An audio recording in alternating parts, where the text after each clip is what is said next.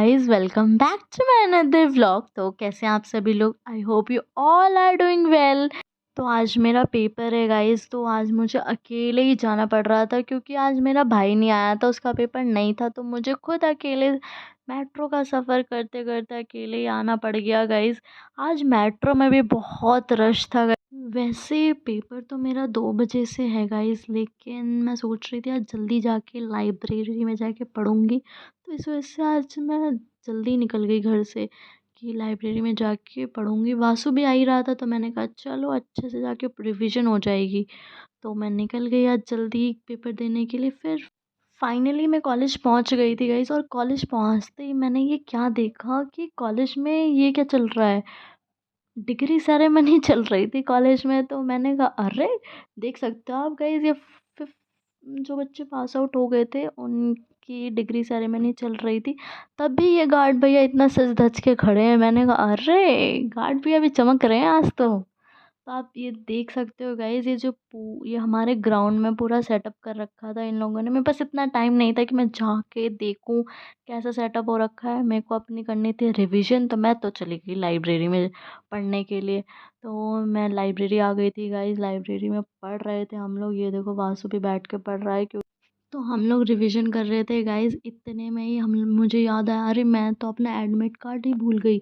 वही तो, अगर जिस दिन मैं कॉलेज आऊँ और मेरा स्टेशनरी का चक्कर ना कटे, ऐसा तो कभी नहीं हो सकता गाइस, कभी नहीं हो सकता। तो ये कह रहा था तू अपना भी भूल गई। अगर ऐसा होता ना गाइस, मैं अपना ले आती और इसका भूल जाती तो ये मुझे बहुत ही सुनाता, इसलिए शुक्र है मेरा भी रह गया घर पे। तो हम लोग जा रहे थे स्टेशनरी जा रहे थे, सोचा मैं वहाँ से पेन भी ले लूँगी क्योंकि मेरे पास पेन भी नहीं था। अब आप कहोगे कि आप कॉलेज जा रहे हो, पेपर है, आप पेन लेना भूल गए। अरे नहीं गाइस, मेरा पेन ख़त्म हो गया था, इतना पढ़ती हूँ ना मैं इस वजह से। तो मैं गई थी, तो मैंने सोचा पेन भी ले लूँगी वहीं पे जाके। तो देखो, मैं वैसे कवर करने की कोशिश करी है मैंने ना कैमरे से, बट इतने अच्छे से कवर हो नहीं पाया। आप थोड़ा एडजस्ट कर लेना। बाकी काफ़ी अच्छा सेटअप कर रखा था, देख लो सकते हो आप लोग, बहुत अच्छा सेटअप कर रखा था इन लोगों ने कॉलेज में। आज डिग्री विग्री सेरेमनी काफ़ी अच्छा फंक्शन कर दिया था इन लोगों ने। तो हम लोगों ने कहा चलो छोड़ो यार, हम लोग को वैसे भी अलाउड नहीं था गाइज, ये फोर्थ ईयर या पास आउट, हाँ सॉरी, पास आउट स्टूडेंट की सिर्फ जा सकते थे वहाँ पे। तो हमने कहा छोड़ो चलते हैं, वैसे भी हमारे पास टाइम नहीं था, हमें निकलना था। तो मैंने कहा चलो यार, लेट हो जाएगा, वहाँ सेंटर पे भी जाना है। तो हम लोग पहले गए स्टेशनरी, वहाँ से हम लोगों ने सारा काम वाम करवाया। स्टेशनरी से काम करवा के तुरंत निकल गए हम सेंटर के लिए। वैसे भी टाइम नहीं हुआ था गाइस, बट हमारा पढ़ने का भी मन नहीं था क्योंकि ऑलमोस्ट हमने सारा सिलेबस कंप्लीट कर दिया था। और जितना पढ़ते ना उतना फिर हम भूलते जाते, इसलिए फिर वासु कह रहा था चल अब चल रहे हैं। तो हम लोग तुरंत निकल गए गाइस सेंटर के लिए। तो सेंटर के लिए जा ही रहे थे, तो इतने में ज़ैद की कॉल आती है कि नहीं आ जाओ, मुझे भी ले चलो। तो मैंने कहा चलो फिर इससे भी मिल के आ ही जाते हैं, क्योंकि इसका हॉस्टल आई थिंक सेंटर के पास ही पड़ता है गाइस। तो मैंने कहा चल ले, उससे भी मिल ही लेंगे।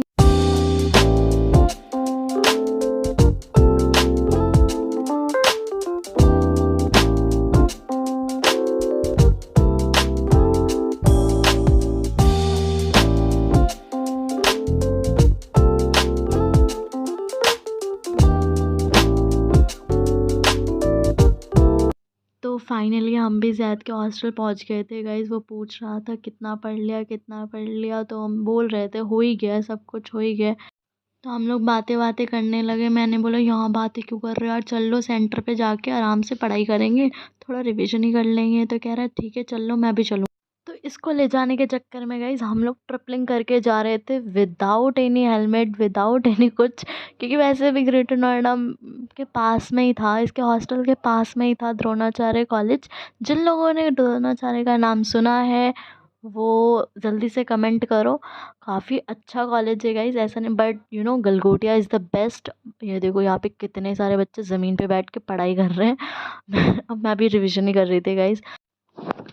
ये लोग बातें बातें कर रहे थे गाइस, इतने में मैं अपना शेड्यूल देख के आ गई थी, सेटिंग प्लान देख लिया था मैंने कि क्या है क्या नहीं है।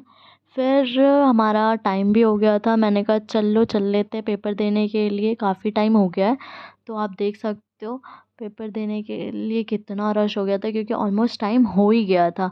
तो फाइनली हम लोग अंदर चले गए थे गाइस पेपर देने के लिए। पेपर देने के आने के बाद आप देख सकते हो कितना रश हो गया गाइस। मतलब यहाँ पे ट्रैफिक लग गया था, हमारी स्कूटी भी नहीं निकल रही थी, इतना ट्रैफिक हो गया था।